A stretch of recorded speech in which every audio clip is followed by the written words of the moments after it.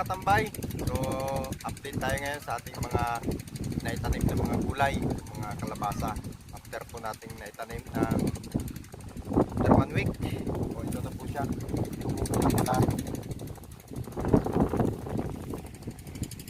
Salamat naman at tumubo na. Ito na mga katambay. Kaso parang mas marami yung naging tubo ng damo mga katambay. Pero okay naman at halos lahat naman ng naitanim natin na kalabasa tumubo. Pero ito nga ngayon mga katambay, mag-aapuno na natin. Aapunuhan na po natin siya ngayon. Ito yung unang apuno. Eh, naapunuhan na nila yung itaw nila, itaw ni Utol at saka yung palaya. So kasalukuyan na ngayon pinaputubigan ni Utol Choy. So mag-aapuno tayo ngayon gamit itong pinaghalong urea at saka pimpis din mga katambay. So gamit natin sa pag-aapuno ito tinatawag na Armalite. Hindi lang siya pag-aapuno mga katambay, ginagamit dito sa pagtatanim ng mga mais para medyo mapabilis.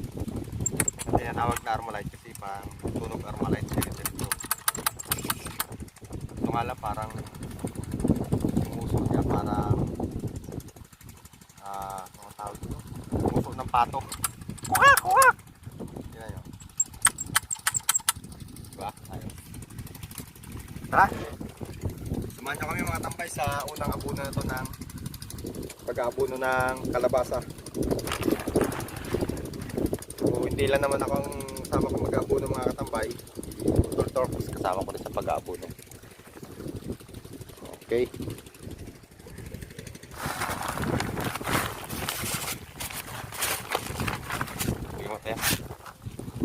Lagyan mo tayo. Ano?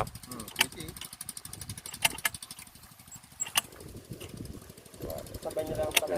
Tapos nyo na rin ba patay yung ilaga? Palayan na lang wala. Ito yung kalabasa. Sabi ni Kuya Mamakli na tapos na rin nila yung kwan. Ha? Tapos na yung ano, sitaw. Tapos na. Ang palayan.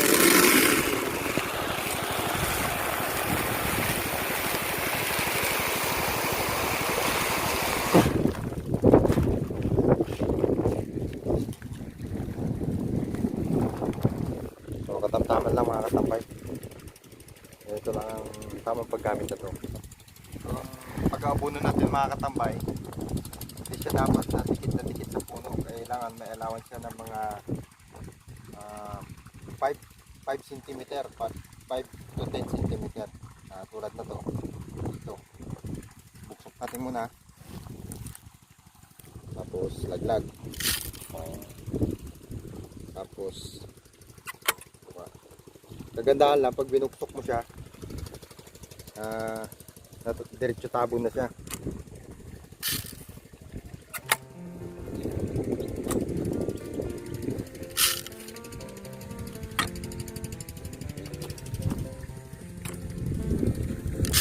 Kailangan wag masyadong malapit na malapit. Mainit masyado. Mainit masyado.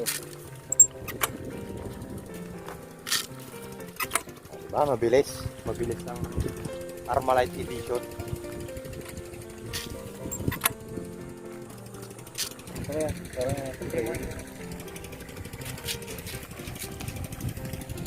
kita rin niya.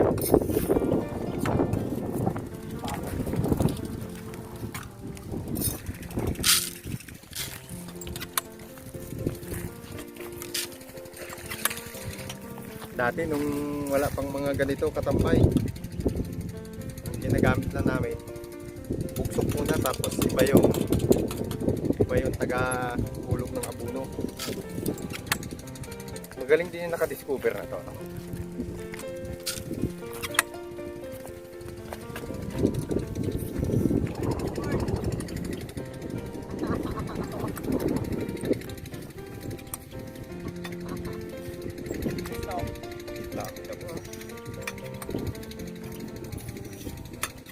Kakunti ng damo.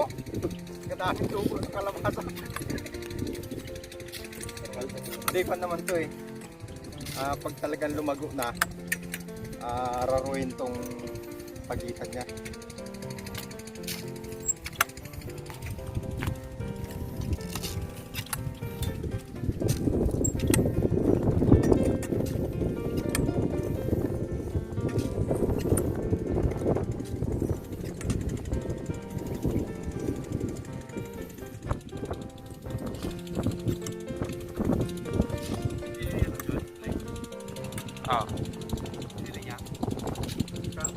Ay, wala.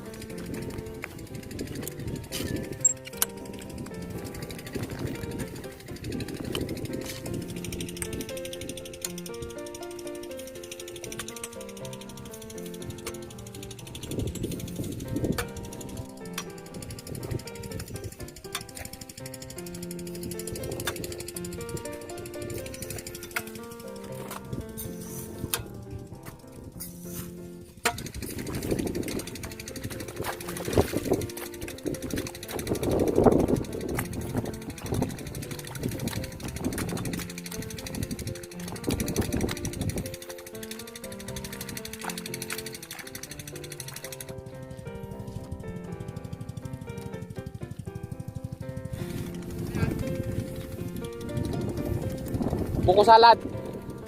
Ay, Magkano ang isa? 10 po. Ilan po? Gano'ng kalaki yung ano? Ayan. Ilan siya? Babalik ka pa ba pag ganito? Mamaya. Yan. At papunta ka na doon? Saka lulusot na kaya? Sa kabila na? Ilan sana? Wala akong dala dito ngayon. Kala ko bumalik ako. Ay, balikan ko na lang. Sige. Ilan? 2, 4, 6, 8, 10. 10 po. 2, 4, 6, 8, 10. Sige, 10. Ilan kaya?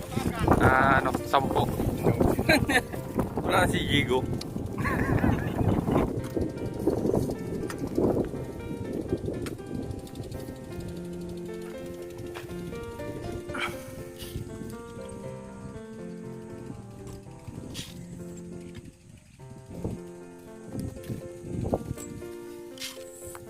Kailangan silang medyo nadadaanan ng tubig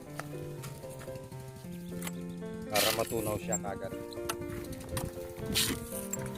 Walang nagapasyon niyo, no? COVID eh.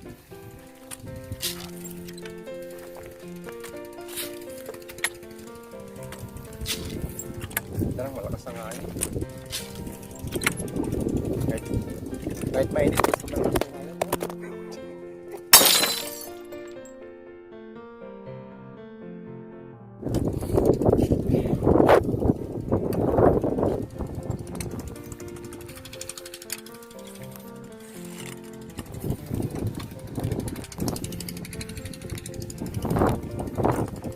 Ayos lang.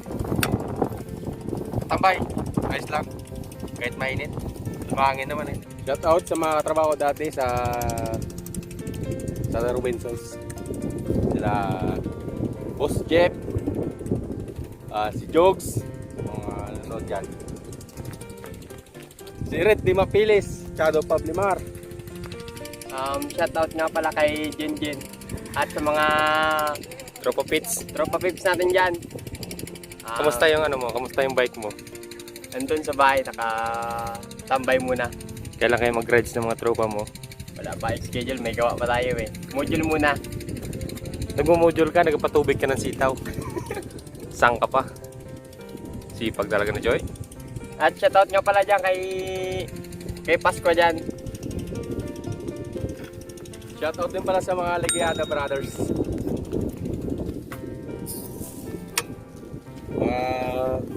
Mga pinsan ko yan, mga pinsan namin pala. Naman niya, kainit no? Kainit pero masarap. Mahangin dito eh.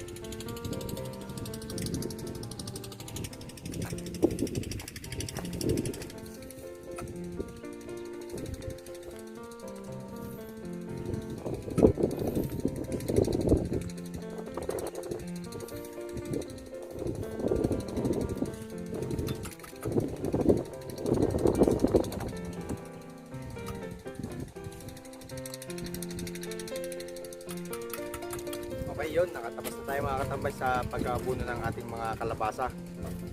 So, after nito, diretso na po ng patubig. Mamaya kapag natapos na rin yung patubig dito sa kapila, Tulchoy.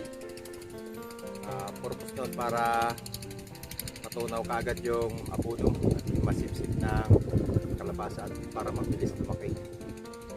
So, yun lang po mga katambay. Salamat po sa pagsama sa atin sa episode na to. God bless.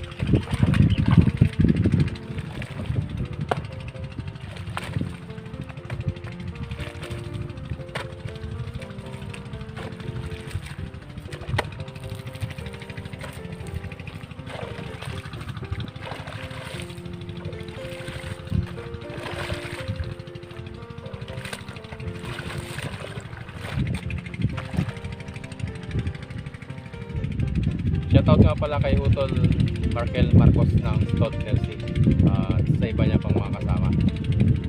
Ingat lagi sa paglalayag at God bless. Regalo ko.